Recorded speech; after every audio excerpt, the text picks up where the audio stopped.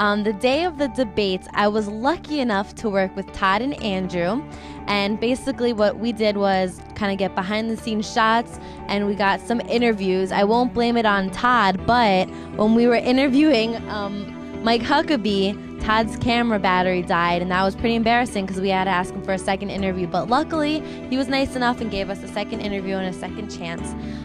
So basically, check it out. Check out all these interviews. Why did you decide to give up your seats in the actual debate and come here with the students? This is all about students. I do what I do because of students, and I've been to my share of presidential debates, and they are incredibly exciting. But the thought of giving two of our students the chance to sit there front row center live in a Republican nationally televised debate was too good to pass up. So, and besides, Courtney and I love the opportunity to sit here with these students in the debate watch. This is what it's all about. Thank you. And lastly, were there any worries you had about having the debate here for the safety of the students and everyone else? Never safety issues. From the very beginning, we worked with federal, state, local law enforcement on all of the safety issues. We looked at how other universities have handled presidential debates, and safety was the highest priority. So I feel very good about the way this has all been handled. Never do anything to put our good people in harm's way. Thank you. Thank you. Thank you. Governor, can you talk to the camera one more time? The battery died when I was doing the interview. Right. I'm sorry. Okay. All right, here we go. Okay, Governor, this is Al TV, FAU's Right. own TV station. What would you like to say to the students at FAU who weren't in here when you gave us the speech earlier? Well, I want them to remember that the next president will have far greater impact on their lives than the next president will have on my own life. They live out their life expectancy. They're talking 60, 65 years left, and a lot of the decisions that the next president and Congress will make could really have an impact on whether they can earn a living, whether they can pay off their student loans, and whether or not they're going to inherit a country that has a future or nothing but a huge debt. So I hope they'll very seriously look at the issues and vote for me. Thank you very much. Thanks.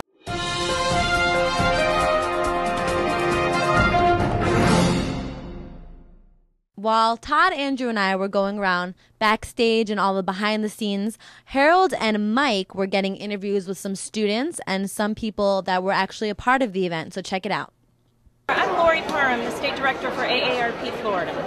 AARP is a nonpartisan, nonprofit membership organization for people 50 and older. And we have a mission to ensure that people can age with dignity and purpose.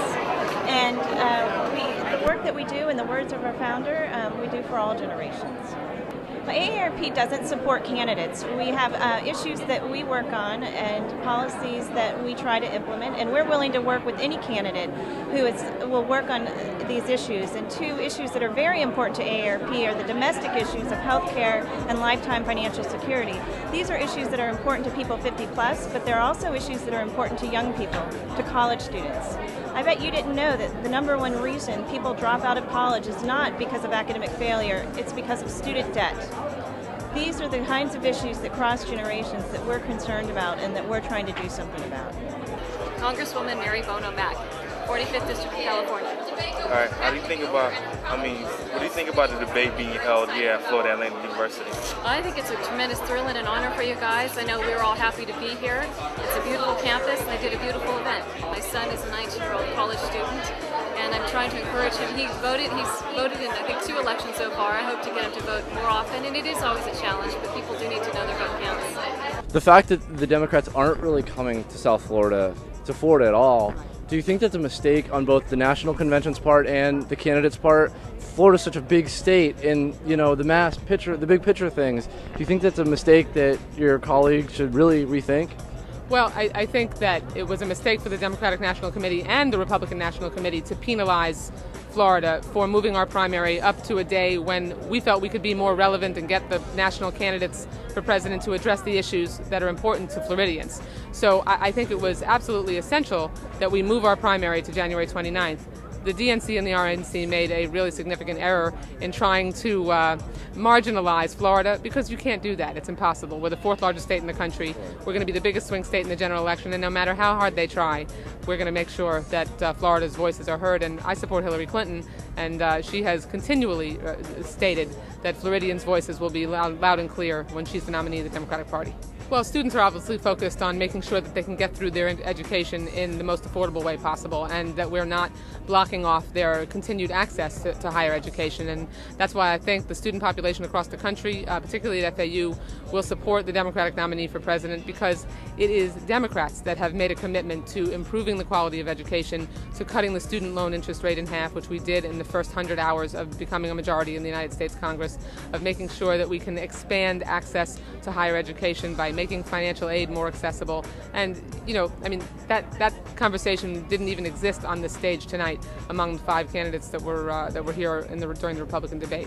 Ultimately, I don't think it's going to affect the turnout or the support that Floridians will have for the ultimate Democratic nominee, because we are, like I said, the 4th largest state in the country, the biggest swing state in the general election, and we still have 350,000 more registered Democrats in Florida than Republicans. We're a purple state. This is a state that is a purple state? Yeah, we're not red, we're not blue, we're purple. And Republican and Democrat. Exactly, and this is a toss-up state every time. So you're going to have a very motivated electorate on both sides of the aisle. Democrats are going to be enthusiastic and get behind our candidate for president. Hi, I'm Harold Pettignon. Me and Mike Trembolier actually got some footage of everything else in between. We got some footage of the C-SPAN van, and we actually got a little political opinions. One from a certain Kevin Williams outside of HBT. At the C-SPAN van, we were able to get a couple interviews for people to see how they actually thought about the debate. And we actually got some footage of the spin room and got an interview with a sponsor as well. How did C-SPAN start? C-SPAN started in 1979. Our founder and CEO Brian Lamb, wanted to have a network to kind of open up government, let people see what's going on in Washington, D.C. Okay. Why are you here today? Why were you here the past 2 days? Well, we were working closely with a couple FAU professors that are big fans of C-SPAN. Who? Jean McConnell was responsible for bringing the bus here on campus, and she thought it'd be great to open it up and let students see the resources that C-SPAN has, how we cover events, and how they can use us to make an informed decision. All right, how have students taken your appearance here so far? Well, I think they've been very positive. Haven't you guys been pretty positive about the bus, about what's going on? Sure, we've been very positive. What's your name, girls? My name is Sharmez. My name is Diana. And what are your majors? I'm an English major, a nursing major. All right. Yeah, I think the idea is really to create awareness, but also let them know that we're a good source of information for them, and they've responded. What do you think of the political system? Why you said earlier you didn't believe it? Why? I believe it because obviously it's not working, man.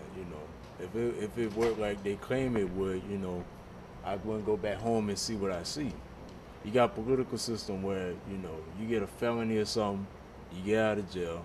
You can't get no job because they won't hire you because you got a felony. So eventually you're just going to wind up doing what got you in that problem in the first place. And then all of a sudden they spend more money on keeping up prison than they do on school systems and all that. All these public schools, system is horrible. The role that the mock debaters took on in the mock debates, do you think that will influence their view on the candidates and on how they're going to vote? Well, I hope so. I had the opportunity to, as you know, represent Mike Huckabee, and I represented him well. I got the opportunity to live in the state of Arkansas when he was governor. I think he did a fantastic job. Even though during the mock debates, the moderator was Democrat, the majority of the crowd was Democrat, I really think that both sides did well. I think that I picked up a lot of people's opinions about Mike Huckabee that they didn't know before. So definitely, I think it'll definitely pique interest in the election coming in the fall. We just need to keep the momentum going. What's your name? Gingy Donato. Gingy Donato. And what's your major? It will be interdisciplinary social sciences, but right now I'm just a lowly freshman. The content, it's a lot of just, I guess, sound bites, and it's a kind of a reciprocal thing. You watch C-SPAN, you hear something, it goes in, and then it comes right back out. So there's not a lot of, original thought, I guess. Do you think that's a problem that most politicians have nowadays, that they're kind of stone-faced and, pre-scripted and not really people? Yeah, I think some of them actually are actors, professional actors, and a lot of them try to be. Hi, I'm Andrew Acanero. During the 2008 debates, I operated camera, doing B-roll inside the spin room and the watch party. I was lucky enough to meet Mike Huckabee, and help out with interview process of him.